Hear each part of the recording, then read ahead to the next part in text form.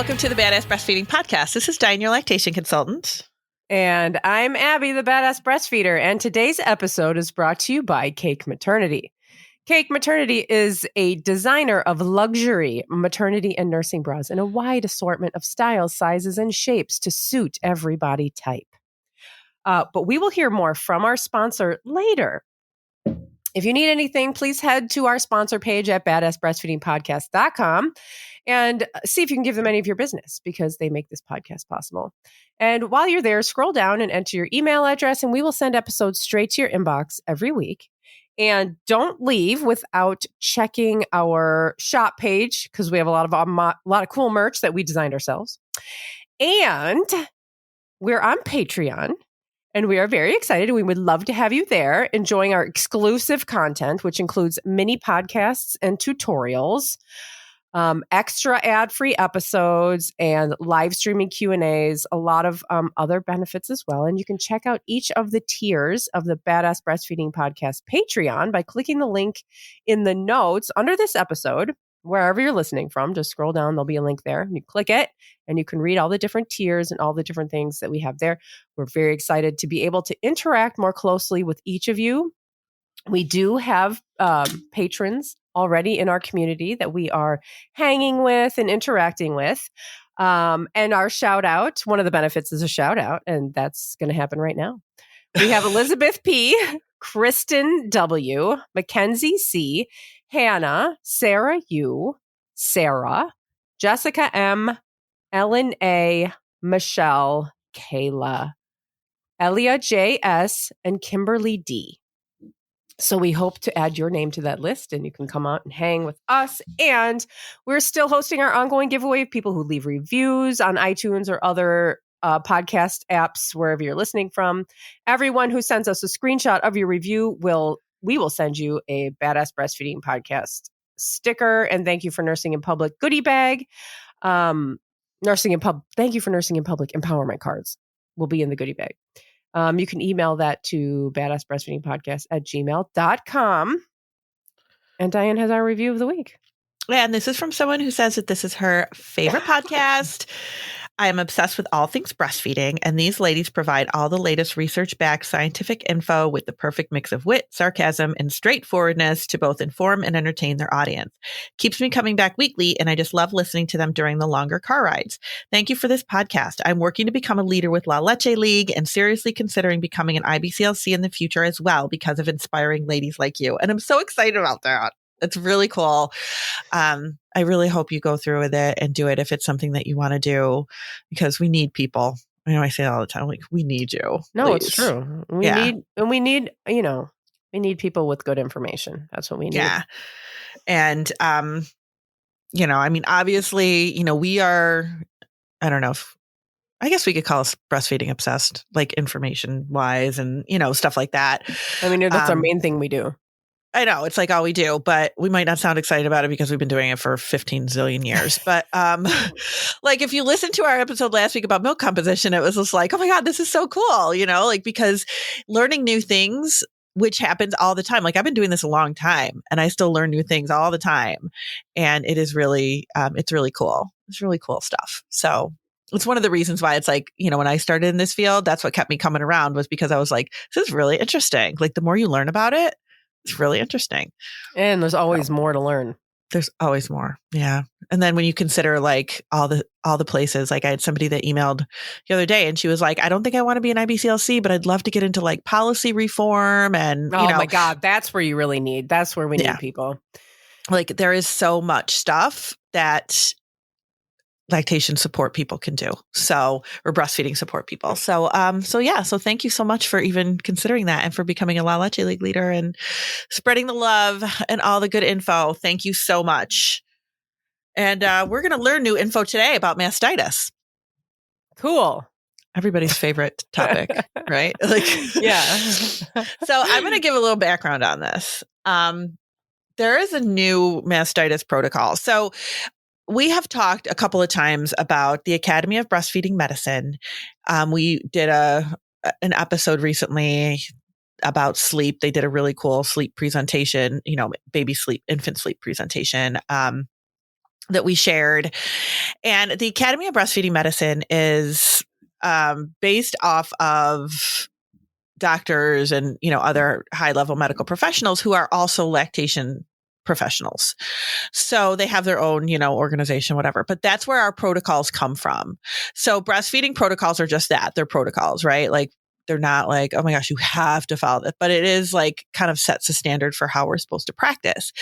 And they're open for anybody to look at. Like, you can just Google Academy of Breastfeeding Medicine protocols, and all of the protocols will come up, and they'll tell you how people are supposed to be handling your shit, basically. Right. So it's kind of good to know, that if you feel like, I don't know, I got some information from my doctor. I don't know if this was right. Like, I don't know, look on the protocol and see what you think.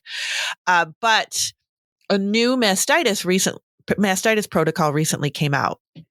Now, the thing that I cannot do is talk to you about the old mastitis protocol because they took it down already.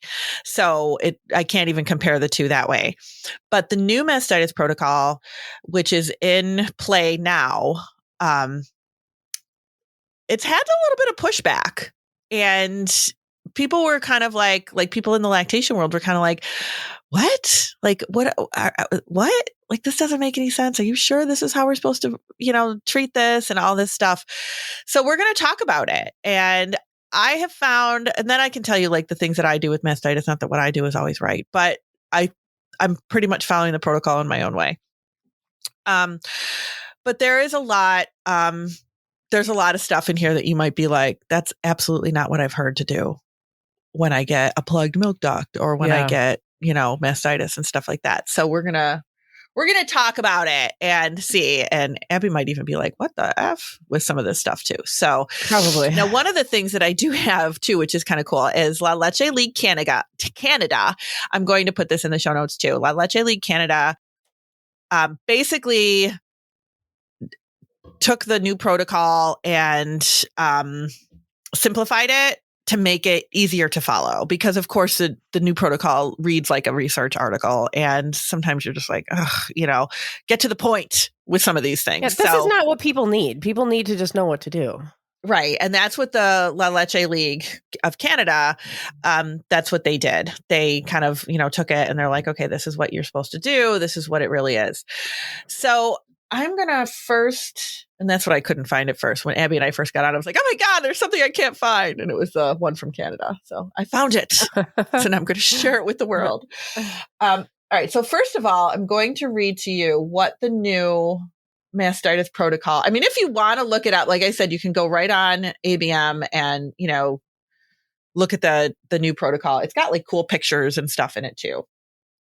So, mastitis is a common maternal complication of lactation and contributes to early cessation of breastfeeding.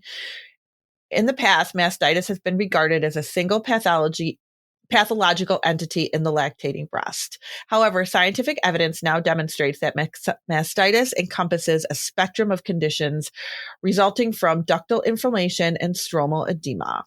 So there is a lot of stuff that goes on here. It says mastitis is inflammation of the mammary gland that most often presents in a segmental distribution of ducts, alveoli, and surrounding connective tissue.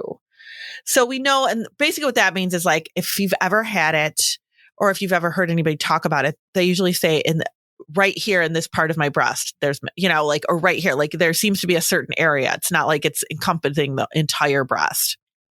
There's a spot in the breast. Mm-hmm. So one of the things that comes with it that we know is plugged milk ducts, right? Like that is one of the biggest things. So plugged milk ducts is called like ductal narrowing with plugged milk ducts. It's a term for microscopic ductal inflammation and narrowing that is related to alveolar distension and or mammary dysbiosis. I think I'm saying that right. Which all that is like a disruption in your microbiome. So it's just like what can cause a disruption in bacteria and things like that. So it is not necessarily a plug Like we talk about it like there's milk stuck there in the breast and that it's a plug, but it's not. What they're saying is it's inflammation in the breast tissue. It's inflammation in those, in the milk ducts there in the breast tissue, which is causing the milk to not flow. So that is called like ductal narrowing, which kind of leads to people saying it's a plug, but it's really not. Ducts in the breast are innumerable and interlacing and is not physiological or anatomically possible for a single duct to become obstructed with a microscopic milk plug. It should be noted that ultrasound studies documenting a small number of orifices approaching the nipple reflect limitations of radiographic images as compared with histological anatomy. Ductal narrowing presents as a focal area of induration or more globally congested breast tissue that is tender. So we know that they can be painful. So we're going to talk about it here a little bit differently with what La Leche League says. So what they're saying here is the good news is that with supportive care, mastitis does get better and you can continue to breastfeed through it all. That is really important, to continue to breastfeed throughout mastitis. That is really, really important. Mastitis usually starts with a simple inflammation in just one milk duct, which causes the duct to narrow, slowing down the flow of milk. This has often been called a plugged duct. Since there isn't really a plug, this term can be misleading. So I think this is the most common thing. So this was one of the things that I really wanted us to focus on, because plugged ducts are pretty common and people really get worried about them when they happen, that they're going to lead to mastitis or it's going to lead to some other problems. And they really take a lot of effort to get rid of this plug. And it's not. And when I was first starting as a lactation consultant, I also thought, and a peer counselor, that it was a plug, like a plug, like there's milk just stuck there, it's stuck. Right. But they're saying that this is not the case, that that's actually impossible, that it's inflammation that is narrowing, and they say too that sometimes that plug can lead to symptoms that are common with mastitis, but it's not actually mastitis. So according to them, people are being treated for mastitis with antibiotics unnecessarily the majority of the time, is kind of what they're saying, which is very interesting. And I have seen that happen where people will say to me, oh, I'm being treated for mastitis. I got mastitis. And I'll say, okay, what was happening? What happened? What was your symptoms? And they'll say, well, I had a plug, and they'll call their OB or their midwife, who will just call them in an antibiotic. There was no fever. There was nothing. That I would say was probably not mastitis, but nobody ever looks at these people. You could just call it. That happened when I had mastitis, and I had a lot of symptoms and stuff like that. But I remember calling the doctor, and they just called in a prescription. They don't even see you. So that is probably an issue, they probably should see you. So what they're saying here can be misleading. Mastitis may also involve much larger area of inflammation in the breast tissue, because that inflammation, then if you're getting ductal inflammation, which is causing a plug, you're also going to see some redness in the breast. And that's what makes people freak out. They're like, oh my God, I'm going to get mastitis. And they get really, really nervous about it. You may feel achy with fever, chills, rapid heartbeat, similar to having the flu. Sometimes this inflammation goes on to become a bacterial infection, which may require antibiotic treatment. Mastitis is not contagious. You don't need to routinely sterilize pump parts, pacifiers, or household items. Early treatment to reduce the inflammation can help you avoid an infection. All stages of mastitis are treatable. So let's talk about what you're supposed to do with this plugged milk duct. I'm almost wondering if we should take our break now, because this is gonna really be a lot of it. Yeah, let's do it. Let's take our break. Okay. And we'll be right back. Today's episode is brought to you by Cake Maternity. Cake Maternity is a designer of luxury maternity and nursing bras in a wide assortment of styles, sizes, and shapes to suit every body type. With over 18 years experience, Cake Maternity sets the standard in embracing and showing the realities of motherhood. With a no photoshopping policy, Cake Maternity are taking it a step further by committing to show and share real stories and imagery of moms in their most raw and vulnerable moments, to help remove any stigma and encourage open sharing of the realities of motherhood.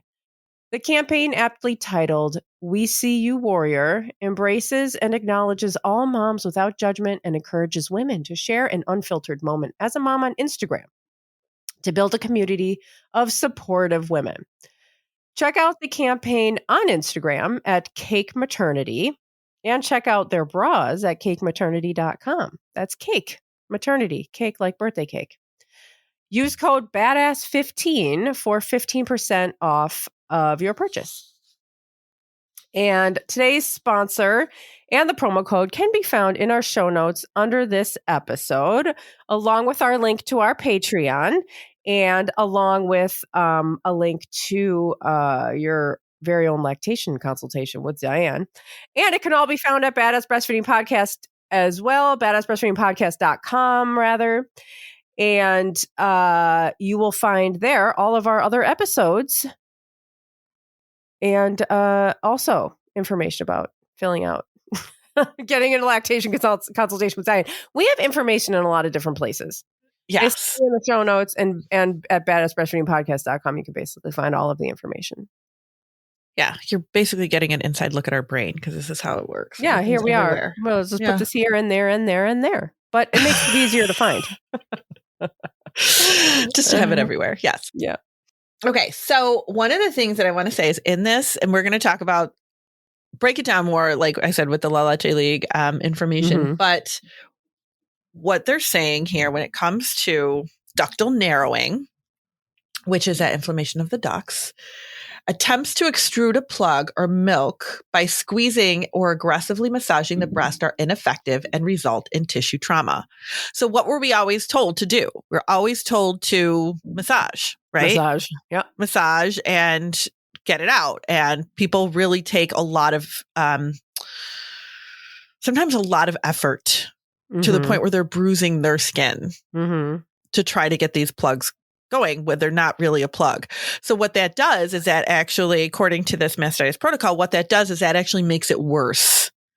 By doing a lot of that massaging will make it worse. If it's inflamed, you don't massage something that's inflamed. Like if you twist your ankle, you don't massage. That's exactly what they say. Yeah. They say it's like, you treat it like you would treat a sprained ankle. You're not going to massage a swollen ankle. Yeah. So what they're also saying here is when ductal narrowing persists or worsens and surrounding inflammation progresses, inflammatory mastitis develops. Inflammatory mastitis presents as an increasingly edematous and painful region of the breast with systemic signs and symptoms such as fever, chills, and tachycardia. Tachycardia is that fast heart rate. It should be emphasized that systemic inflammatory response syndrome may occur in the absence of infection.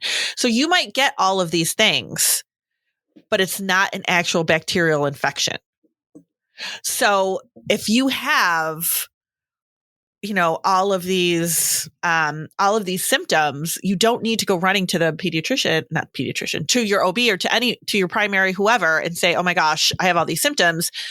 I need an antibiotic, because it could be that you don't need an antibiotic. Antibiotics, I feel like, are just thrown at us for all sorts of different things. That's true. That you might not need them for. So what they're saying here on La Leche League, and then we'll talk about how to deal with it. So nursing or expressing milk regularly following your baby's cues will help prevent the breast from getting overly full. One of the things that also causes a lot of this is hyperlactation or oversupply. That is a huge problem that we see with, you get more plugs, you get more swelling, you get more, problems when there is that whole oversupply. They call it hyperlactation is the actual word for it, but oversupply. So things will flow much easier if you keep your breast from getting overly full. This is much easier if you keep the baby close to you. There's no need to empty your breast beyond what your baby wants to drink. So if you are like, oh my gosh, I'm just going to pump to get this milk out, because often that's what you'll hear people tell you to do. Oh, you have mastitis, you have to pump all that milk out. No, what's actually going to happen is you're going to cause more problems, because that is going to encourage more milk flow, more milk supply, which is going to encourage more hyperlactation issues. So just let your baby eat. That's it, right? Like As that normal. shouldn't be that hard, right? Like just let your baby feed. The following are ways others have found helpful to decrease inflammation and pain. Like I said, this goes off the new protocol. Apply ice, cold packs every hour or more often if it feels good. Remember, it's swelling. It's swelling. So just if you're doing ice packs, that is really enough. Like you don't have to do the massaging. The massaging is just going to make it worse. And that is going to come as a huge surprise to people because that's what people always thought they needed to do was to massage that area. But that is going to make it worse. It's just swelling. So consider using a non-steroidal anti-inflammatory drug like ibuprofen to relieve inflammation and pain. And then you can consider using a pain relieving drug like acetaminophen as needed or Tylenol or whatever. So this is really hard because I have a lot of clients that don't want to take anything. Yeah. And I don't know what to tell them about that because I did have one mom recently who's had a really stubborn plug and, pain with it. And she's been doing the ice and everything. And she said that she was taking arnica. And I said, and Aleve. She was doing like alternating them both. And I said, is the arnica working for you? Because I really didn't know. I don't know too much about it. And I didn't know if it helps with anti-inflammatory. I thought it was just a pain thing. And she said it was supposed to help with anti-inflammatory. She goes, but it really was not helpful at all. And she goes, the only thing that really helped was the Aleve that I was taking. So I understand that. And she's got a 3-week-old baby. It's perfectly safe. Perfectly safe. So my message to you is like, if you are dealing with this stuff, sometimes you do have to take something. Sometimes you just have to. And I know people don't want to, but it is really helpful to use something that is going to help with that inflammation because that's what it's doing. It's not like masking the pain or anything so that you have to keep taking it forever. It's to reduce that inflammation in the breast. So a lot, ice, ibuprofen, that's really what they're saying. And I've told other professionals, like I have a lot of people that don't want to take anything. So it is kind of hard to get around that sometimes. You can consider taking lecithin supplements. Like we've talked about that before on the podcast as well. And I can put a link to Kelly Mom. Kelly Mom is what I usually follow when it comes to lecithin because she's got the dosage and, the dosing there and everything. But what lecithin does, and lecithin is just a supplement. It's safe. It's found in food. So, all it does is reduce the stickiness of the milk fat. So it keeps the milk from sticking and it just kind of keeps it flowing. So it can be really helpful. If you're uncomfortably full, hand express small volumes of milk between feedings. Do not pump. Hand expression is definitely a better way to go. Deep massage of the breast can increase inflammation and tissue swelling.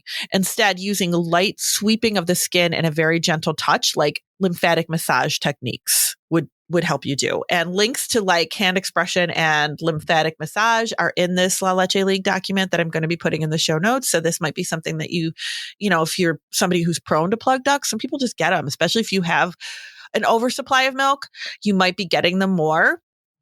So it is something that you can like do a little bit to kind of get that milk flowing. This is also something that I would recommend for like engorgement. If you're full and uncomfortable with engorgement, instead of pumping, doing some light hand expression or lymphatic massage. Because what lymphatic massage does is it moves the fluid into the lymph system, which helps to get rid of that fluid sooner, so it kind of helps everything to like keep moving.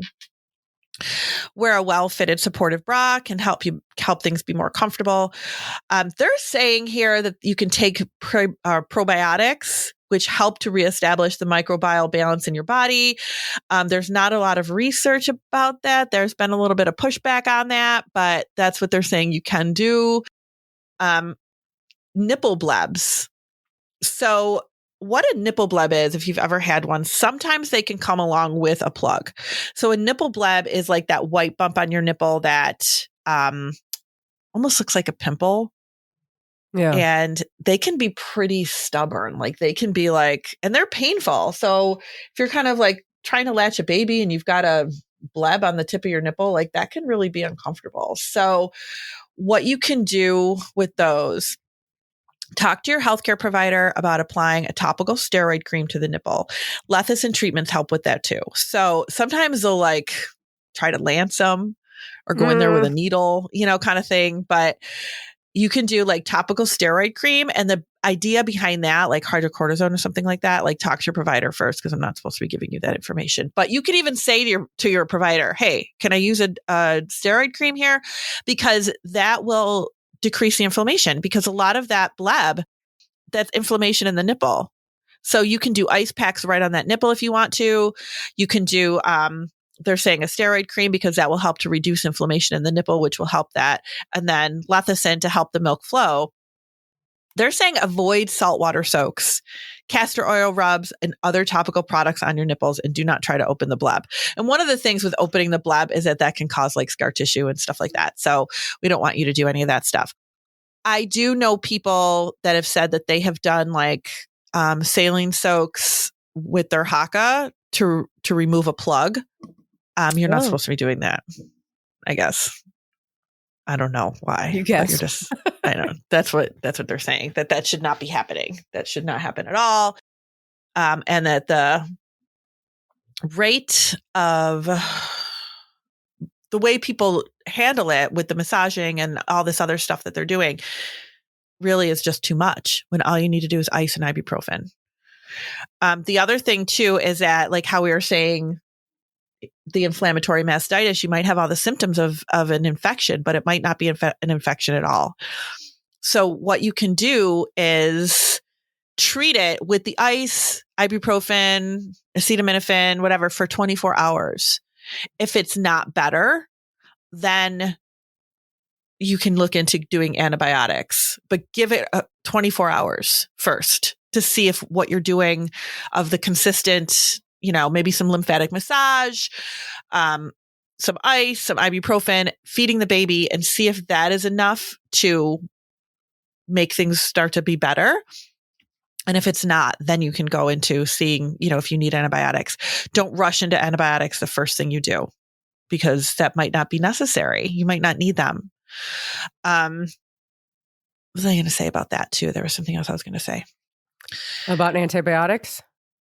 Well, I mean, about just mastitis as a whole, like it's not always something that you need that antibiotic treatment for. Yeah. I think people really panic. They're like, oh my God, there's an infection in my boob, and oh my God, it's going to fall off. And it sucks.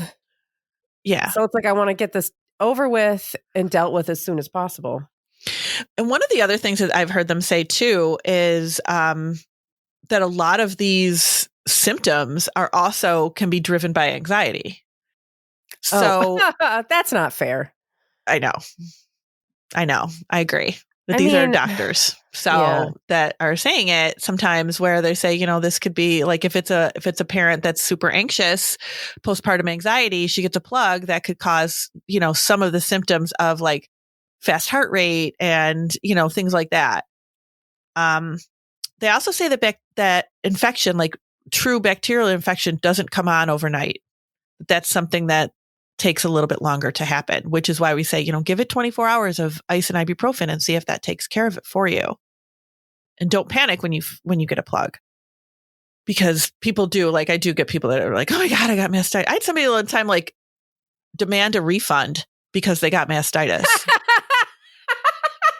I was like, I didn't know that was going to happen. Demand a refund from you? Yeah. I had to give them their money back from our consult because they were so pissed that they got mastitis. And it was my fault, I guess, because I was supposed to see the future. Yeah, how are you supposed to control whether people get mastitis or plugged ducts or whatever? How is that? Oh my God, that's insane. I guess I was supposed to be able to tell them what to do to keep it from happening. Well, like, I mean, you can't always. Nobody gets mastitis because they did something wrong, right? It's not like that. It really isn't. And it's not anything like... Man, you should put that in a disclaimer. Like, I'm not going to give you a refund if you have one of the very common problems in breastfeeding. And of course, I'm one of those people who, like, everything hurts my feelings. So, yeah, of course, because I felt terrible. But I'm like, I didn't do this. Like, how was I supposed to know? That's bananas. That's just bananas. Yeah. That is hilarious. I cannot believe you've never told me that. I know. That is so funny. Yeah. No, that was a few years ago. That'll stay with me for a long time because I was just like, you got to be freaking kidding me. No, and I remember, it just reminds me, which is not related at all, but I'm going to tell the story anyway because it's funny. Rebecca Meeke, we talk about her, right? She's the sleep consultant. The sleep guru. The person that I worked with. And she was like, I can't remember what we were talking about, but she was like, yeah, sometimes, I feel like maybe I should offer like a money back guarantee, and I was like, don't do that. You have no idea what people are doing in their houses. Like they could say like, yeah, we did everything that you told us to do. And it's still, we're still very unhappy and we're having all the same problems because you can't watch them all the time. You don't know what they're doing. Right. I feel like that's the same with anything else that like, I understand like refunds on something that didn't work, but like, you don't know what people are doing. Right. You don't. You have no idea. Like you could tell them, do this, and this, and they don't do it and they're still having a problem. And then they want to blame somebody, right? Like somebody has to take the blame. And I get it. But like, yeah, it makes you definitely like, I've heard people do that with sleep training too, that they've gone back to the sleep trainer and been like, this isn't working. And I had a discussion, we're not going to turn this into a whole sleep conversation, but I did have a discussion about this with somebody recently who said that they were probably going to be starting sleep training soon with their baby. They were, they understood that they should wait till after 4 months and, do it. And I'm like, and they were following a certain program or they were planning to follow a certain program. And I was like, babies sometimes don't respond to this stuff. So you might end up at that not working for you. So it's kind of like... Right. I mean, if you just want your baby to sleep solid 12 hours at night and you hire a sleep trainer for that, like, well, good luck. That might not happen. Right. I mean, it just might not happen. Just like I could tell you everything in the world, I could tell you all these things and maybe it'll still turn into bacterial mastitis and you'll have to get an antibiotic. Like I can't predict that that's going to happen. You just said that. You said try this first and then if that doesn't work, then back. I'm like... We're telling you what to do with problems. We're not telling you can magically take your problems away. Yeah. I mean, some of them, it's really, because I can't see your baby feeding. I don't know what's going on there. It says here too, which I think is interesting. Many patients experience breast fullness or palpate normal lactational glandular tissue and misinterpret this as plugging. They should be reassured that lactating breasts can feel lumpy at times and even painful. Although this is uncomfortable, it is not abnormal. Patients should be educated about early postpartum hormonal shifts and low estrogen state that predisposes patients to sweating, hot flashes, and may mimic fevers. And patients should also be reassured that infection does not develop in the period of several hours. The pain and redness they may experience in mornings after long stretch of sleep represents alveolar distension, edema, and inflammation rather than infection. And I think that's a really important part. I mean, I think that's important to know because sometimes you can wake up and go, oh my gosh, I woke up with this plug and blah, blah, blah. Maybe your baby slept a longer time. Maybe, you've been doing more pumping than actual breastfeeding and it's altering your supply and causing, some inflammation in the breast tissue. That doesn't mean that it's an infection.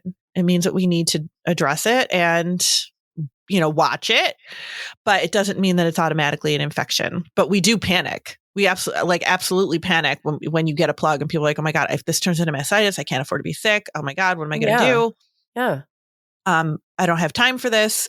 But if you're, and then they say, oh, I went on an antibiotic and it was fine, then I was fine. Well, yeah, because it was within 24 hours or 48 hours of the plug coming down. So was it really the antibiotic that fixed it or was it just time that did it? Did it just clear up? Yeah. So like I said, within, 24 hours, take 24 hours of ice and ibuprofen. And and this is hard because if you are a parent that is at work every day, you might not have time to sit there and ice your boob every hour, but do the best you can, do the best you can with it. Do you know those, they are funnily enough called boo-boo buddies? Boo-boo, like an injury. But they're like these little circle ice pack things, and they're for kids. And then you put them in the freezer, and you just have them there. They're whatever. But that would be perfect. Like if yeah, you did have to go to work, you could just stick one in your bra and that would be great. Have that. And like I said, give it 24 hours. If it's not better in 24 hours, then you can start an antibiotic. You could even have it if it makes you feel better, have it on hold. You know what I mean? Like have them call it in for you, but give yourself a good 24 hours or so of trying to treat it. Some mastitis progresses to a more serious condition called an abscess. This is where fluid collects in a well-defined area of the breast and becomes infected. In this case, surgical drainage becomes necessary. I can honestly tell you that in the however long I've been doing this, 15-ish years or whatever, I've only seen this happen maybe twice, maybe 3 times. Like it is not common. So I don't want people to worry that, oh my God, if I don't treat it, it's going to become an abscess. This is like the drastic end. Everything in the medical world has a drastic end, right? Like has a drastic side of things. And it's the first thing that comes up on Google. It is. Absolutely. Oh yeah. Yeah, absolutely. Google like, plug duct. It'll come up like death, your abscess and death. And this, I mean, in the situation that I'm thinking of where I saw it, where it was really drastic, she had been really given bad care. Like it was just bad care overall. And it was just awful. And she ended up like switching providers and everything. They really just did her dirty. It was terrible. But basically what's happening in the breast, just like your baby's gut, your breasts have a microbiome that works best with the right balance of microorganisms. Antibiotics and hyperlactation, too much milk, can disrupt that balance, resulting in inflammation and disruption of the milk microbiome. So the antibiotics, I mean, we know like this could be a situation where maybe your body was maybe you were on antibiotics during labor, maybe you were on antibiotics for something different and then it developed into, a mastitis situation. We've seen that happen too. Sometimes you can't help it, but then treating it with more antibiotics, it's like, oh my God, like I don't know. It's just a lot, just a lot of stuff. And honestly, like antibiotics for people that don't like to take ibuprofen or something like that, antibiotics is harder on your baby. When you take antibiotics, that goes to the baby too. And it's very, very safe, but we know that antibiotics can be hard on your gut and that can do the same to a baby. So yeah. Just kind of keep it in mind. If you're somebody who doesn't like ibuprofen, you don't want to take ibuprofen or anything like that. If you end up needing antibiotics because we ignore the rest of it, that's going to be hard on your baby too. So I would go the route of ibuprofen before you take the antibiotic. Too much milk, hyperlactation. If you produce more than your baby needs, you are more likely to experience inflammation that can lead to disruption of the milk microbiome. Hyperlactation can be caused by frequently pumping more milk than the baby is taking to build up a freezer stash, for example, or by regularly pumping until the breasts are empty. This itself can lead to narrowing of the milk ducts and inflammation, which can lead to further disruption of the milk microbiome.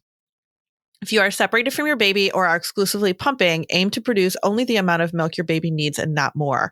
It's important that pump flanges fit well, so pumping is comfortable and milk flows easily.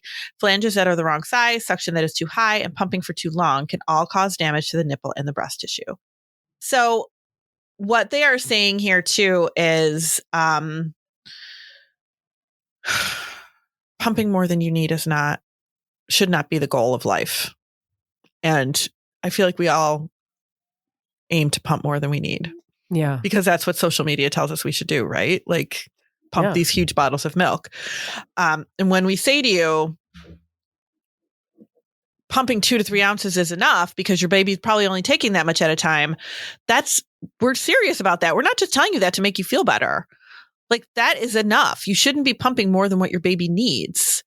So trying to like level out that pumping, which can be really a mind-changing, mind-altering thing for some people because people sometimes really do use pumping as like a safety net, right? Like, oh, I've got all this milk backed away in case something happens. And I did that too. Like I didn't have a lot. I was home with my baby, but I was home with Nathan. So I like pumped and I had milk in the freezer, like just in case. I was like, what if I get into a car accident? Yeah. I've got milk there. And that's how we all live, right? Like we all live going, oh my God, what if I need it? But it can have its own, detrimental effects too. So that is basically the new protocol. I mean, there's more to it than just the plugging, but I definitely wanted to focus on that because that is the biggest issue that I see is that people get plugged milk ducts, don't really know how to handle them, and then, kind of worry about it turning into mastitis. Yeah. So that's it. I'm going to link all this stuff so that if you're interested, you can read more of it. You can read through it, just more than just kind of what I picked and choose. Like I said, the protocol itself's got some cool pictures if you like that stuff. So it's got pictures. It's a picture book. Pictures. Yeah. So that's it. Or maybe I know we have a lot of like lactation professionals that listen to and nurses and stuff like that. So you might be interested in like actually reading the protocol itself. So I just wanted to put that out there. So yeah, that's it. Speaking of lactation professionals, our Patreon has a lactation professional specific live stream each month. If you are interested in picking Diane's brain and getting more information for yourself when you're working with people. Yeah, for sure. That'd be great. So thanks for listening. Thank you. Bye.